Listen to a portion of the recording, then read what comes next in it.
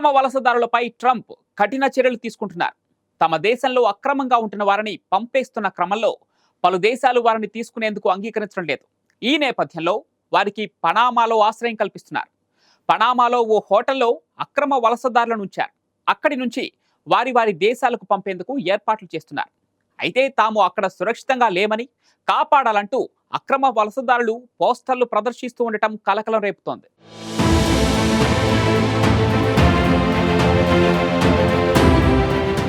సరైన డాక్యుమెంట్లు లేకుండా అమెరికాలోకి చొరబడ్డ అక్రమ వలసదారులపై ట్రంప్ ఉక్కుపాదం మోపుతున్నారు. ఇప్పటికే వేల మంది అక్రమ వలసదారులను ట్రంప్ సైనిక విమానాల్లో స్వదేశాలకు తరలించారు. అక్రమ వలసదారులకు సంకెళ్లు, గొలుసులు వేసి ఖైదీల్లా వారిని ట్రీట్ చేస్తున్నారు. కమర్షియల్ ఫ్లైట్స్లో కాకుండా మిలిటరీ విమానాల్లో వారిని తరలిస్తున్నారు. అయితే ఇటీవలే రూట్ మార్చిన ట్రంప్ స్వదేశాలకు పంపకుండా పనామా, కోస్టారికాకు పంపేశారు. తాజాగా అమెరికా నుంచి బహిష్కరణకు గురైన భారతీయులతో సహా 300 మందిని పనామాలోని ఓ హోటల్లో ఉంచారు. నేరుగా వారిని స్వదేశాలకు పంపేందుకు అమెరికాకు భారీగా ఖర్చు అవుతోంది.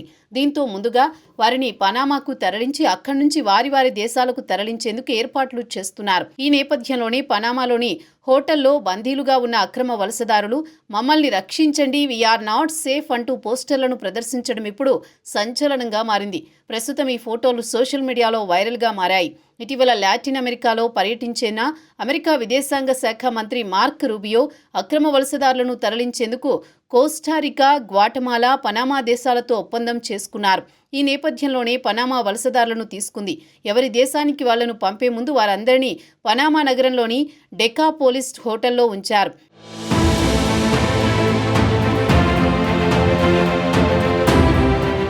ఈ ప్రక్రియ మొత్తానికి అమెరికానే సొమ్ములు చెల్లిస్తుంది.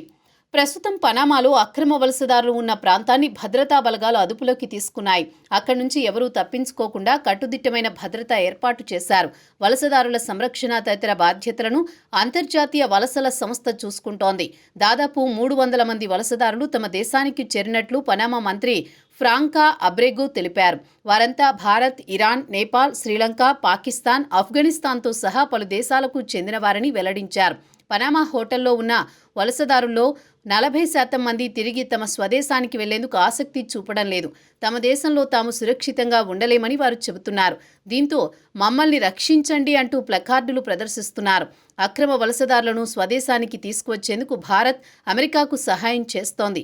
ప్రధాని మోదీతో పాటు విదేశాంగ శాఖ మంత్రి సైతం అక్రమ వలసలను వ్యతిరేకించారు. ఏ దేశంలోకి అయినా అక్రమంగా ప్రవేశించడం తప్పని తేల్చి చెప్పారు. దీంతో వలసదారులతో వస్తున్న విమానాలకు అనుమతులు కానీ వారిని తీసుకునే అంశంలో కానీ ఎలాంటి సమస్యలు రావడం లేదు. అంతర్జాతీయంగా అనేక దేశాలు అక్రమ వలసదారులని స్వీకరించేందుకు ఇష్టపడడం లేదు. అలాంటి దేశాలతో అమెరికాకు కొన్ని ఇబ్బందులు ఎదురవుతున్నాయి. దీంతో అలాంటి వారందరినీ పనామా తరలించి ఆ దేశాల నుంచి అనుమతి రాగానే వారిని తరలించే ఏర్పాట్లు చేస్తోంది. ఈ ప్రక్రియ పూర్తయ్యే వరకు పనామాను స్టాఫ్ ఓవర్గా అమెరికా ఉపయోగిస్తోంది.